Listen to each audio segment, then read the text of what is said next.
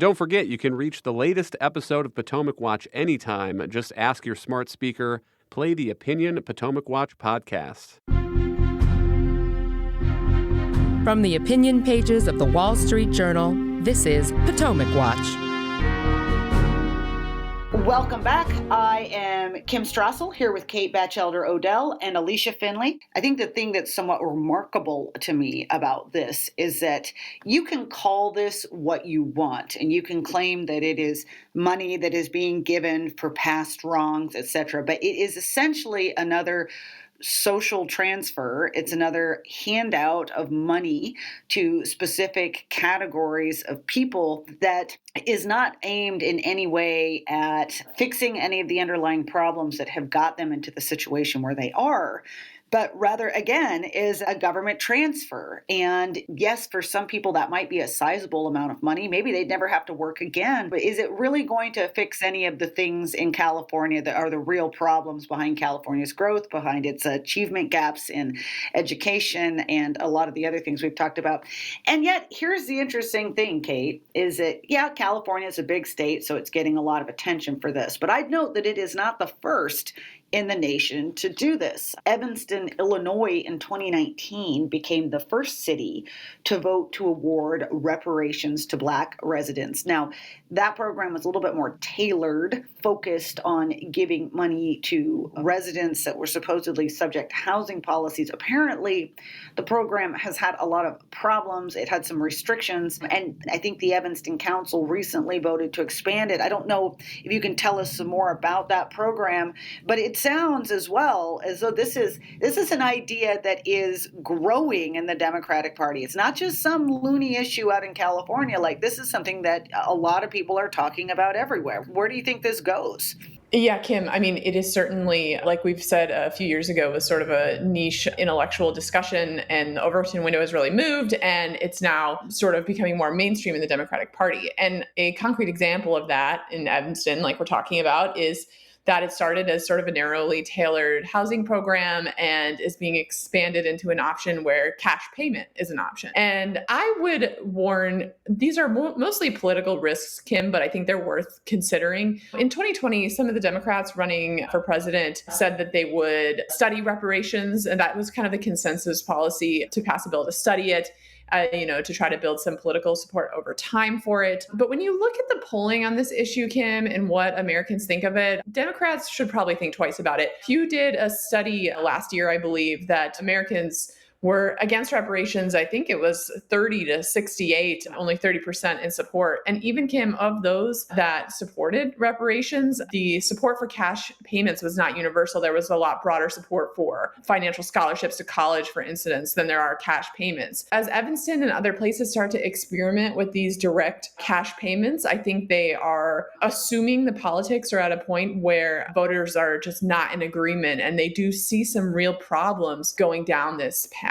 I think that's a really good point, Kate. We have had some discussion of this at a federal level. It's hard to believe that getting much traction. But again, you just never know with today's Democratic Party. One of the things you mentioned about Evanston was that these grants that they originally greenlighted back in 2019, I think it was up to about $25,000 per resident. You had to prove some sort of prior housing discrimination. And then you had to use the money specifically for things like mortgage assistance or for housing renovation. And the reason this has been a problem is that it turns out that when you actually want to identify concrete examples of discrimination in the past, it's quite difficult to do.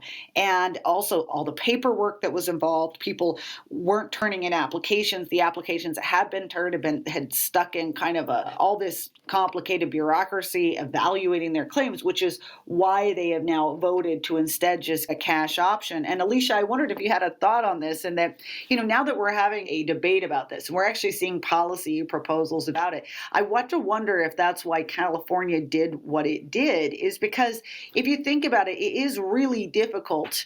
I mean, people talk all the time about discrimination, but sometimes actually showing that, demonstrating that can be very, very difficult. And so instead you have California's proposal, which is just like, if you can claim in general that you were descended from a slave, then you just get a cash payout. Like, that's how it works. But that, on the other hand, as we said, has some of its own consequences. I mean, where do you see the kind of policies on this going around the country? And is that why California did what it did? I think you're right. If you were directly discriminated against, or someone in your family was, you can always file a lawsuit under the Civil Rights Act or in the Constitution's Equal Protection Clause. That happens all the time. You actually have those kinds of lawsuits in against cities in terms of their policing. If somebody, you do actually have $1 million settlements in some cases when a Black person alleges that they were targeted, and they actually provide proof and evidence that they were targeted because of their race. So the judiciary does serve as one recourse, and you could also have class action lawsuits. But you actually have to provide evidence in that case that discrimination was intentional and that it actually occurred. I mean, the left has tried to use this kind of disparate impact analysis, which is a statistical way of trying to prove discrimination by saying, well, Blacks were disproportionately impacted by a policy based on statistics. But federal courts have increasingly questioned this technique to prove discrimination. And I imagine if it were to go up to the high court again, because there have been some rulings in the past that have, in terms of housing at least, have allowed disparate impact analysis. If this were to go up to the high court again, it would actually be ruled unconstitutional. So I think there are methods, or there are ways for people to actually obtain damages if they were victims of discrimination. California doesn't, because this can be very difficult in the judiciary and can take years. More if you, as you noted in the example of Evanston, there's a lot of other kind of paperwork challenges in trying to prove these cases. I think California is just like, hey, let's cut out all the red tape and just give people money, which is essentially what they did during the pandemic with unemployment benefits. I was going to say that just seems to be California's model of governance. Let's just give people money. But hey, thank you, Alicia. Thank you, Kate. We thank our listeners. We remind you that we are here every weekday. We'll be back tomorrow. And you can email us at pwpodcast@wsj.com. If you like the show, please hit that subscribe button.